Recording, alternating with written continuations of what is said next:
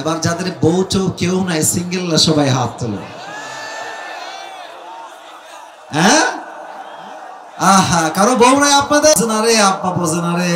আহা, আমি যুবকদের পক্ষে একটাই স্লোগান আজকে দিব, যুবকদের চরিত্র রক্ষা করতে চাইলে আর শীত থেকে বাঁচাইতে চাইলে কম্বল দিয়ে নয়, বউ দিয়ে যুবকদের শীত দূর হবে।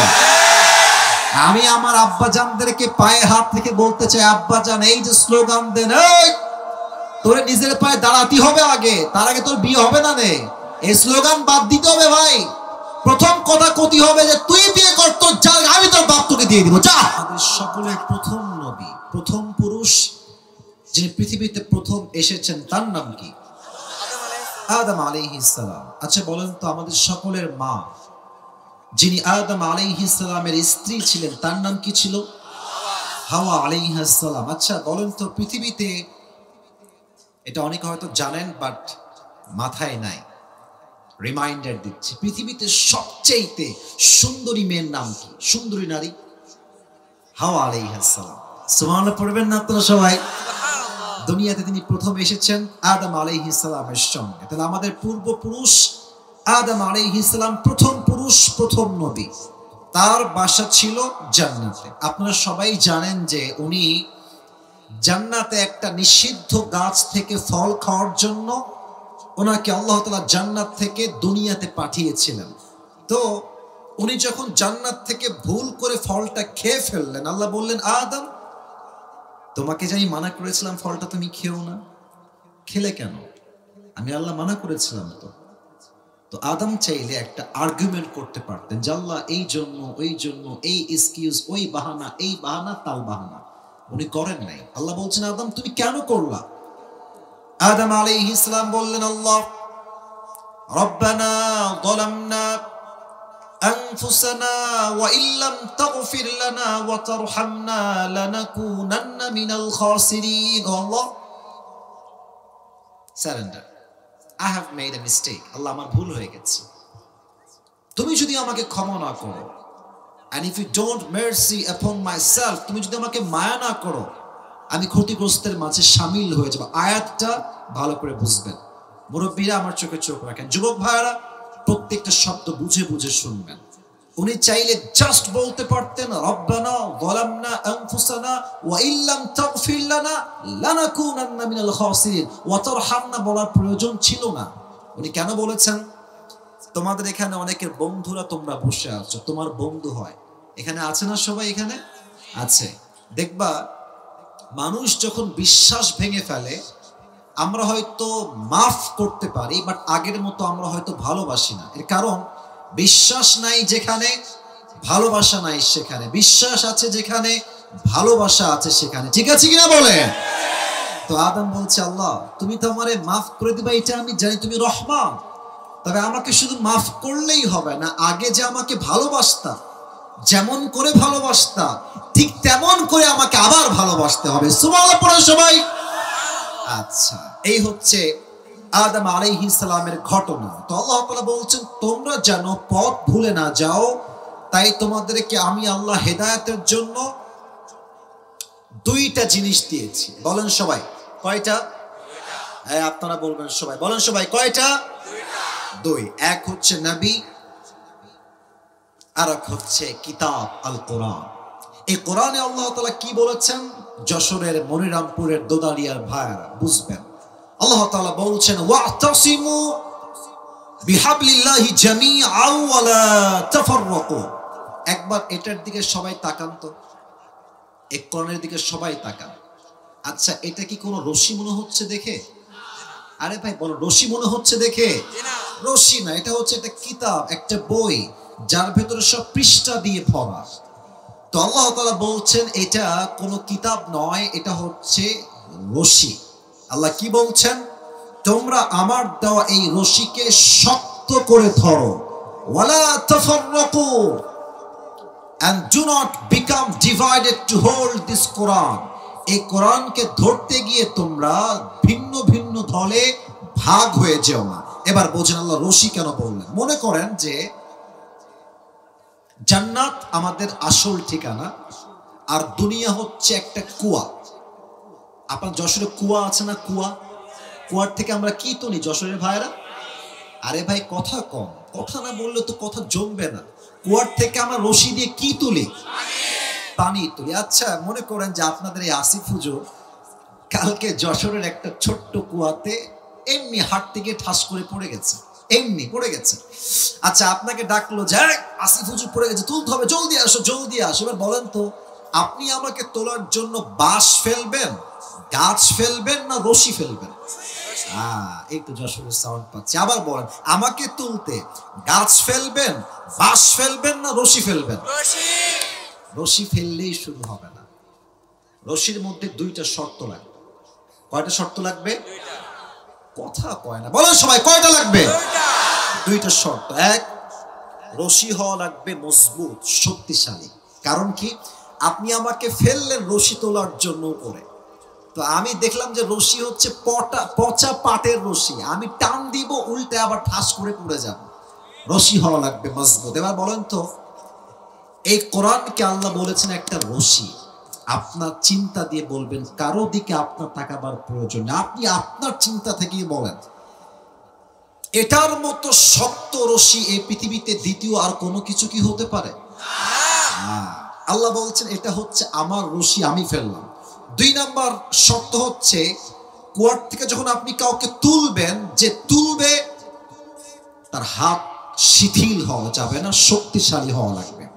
তার হাত যদি দুর্বল হয়, আপনি আমি আসিফ হুজুরকে টান দিবেন ঠিক আছে, রশিও শক্ত, বাট আপনার হাতে নাই শক্তি, টান দিবেন আমিও ধরবো, খুলে যাবে, কারণ আপনার হাতটা শিথিল মজবুত নয়। এবার বলেন এই যে এই রশিটা আল্লাহ দিয়েছেন, এর মূল গোড়ায় আল্লাহ তাআলা নিজের হাত দিয়ে ধরে আছেন, কুদরতি হাত দিয়ে। যশোরের মনিরামপুরের ভাইরা বলেন আমার রবের হাতের মতো শক্তিশালী হাত পৃথিবীতে কোন নেতার হতে পারে, কোন ব্যক্তির হতে পারে, কোন ব্যবসায়ীর হতে পারে?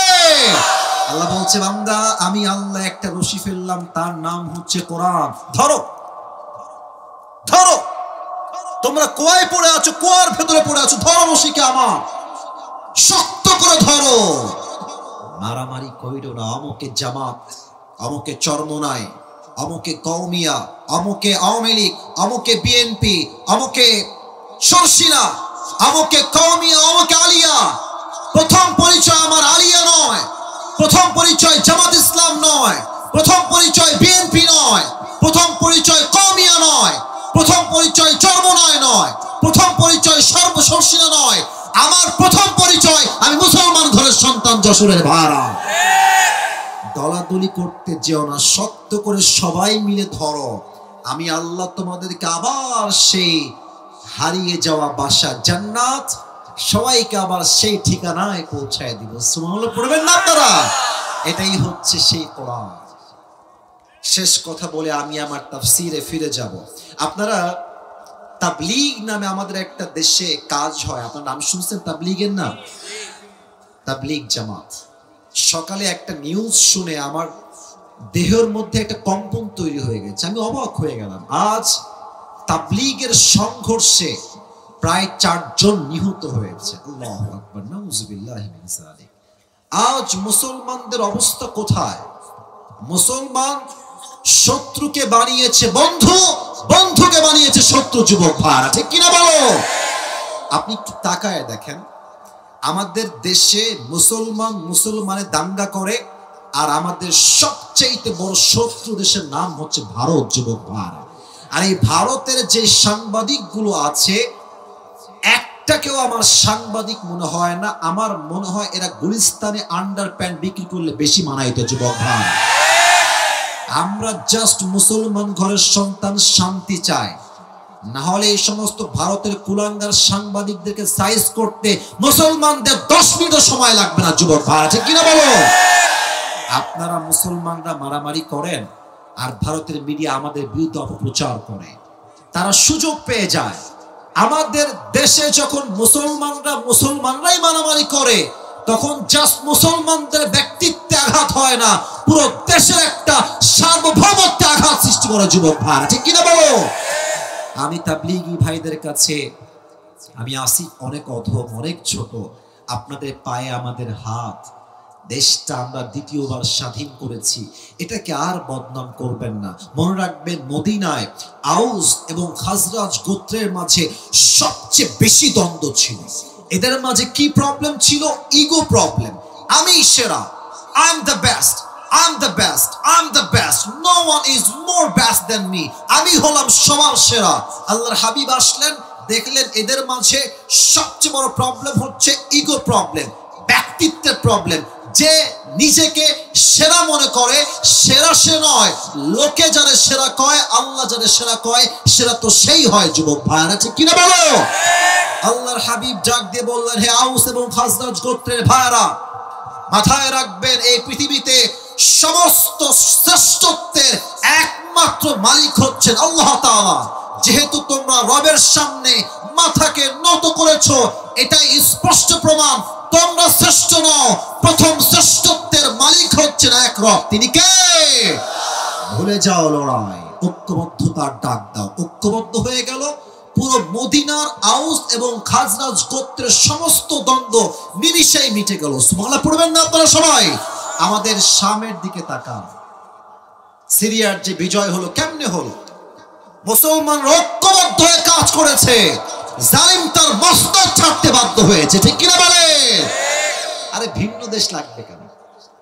আমার দেশই তো সবচেয়ে বড় এক্সাম্পল। মনিরামপুরের ভাইরা, আমার দেশে শহীদ আবু সাইদের নাম তো সবাই শুনলেন। বলেন তো একটু বুঝে, সে কি কারো গায়ে হাত তুলতে গেছিল? না, কথা না বললে পারবো না ওয়াজ করতে। কারো গায়ে হাত তুলতে গেছিল? কাউকে গুলি করতে গিয়েছিল?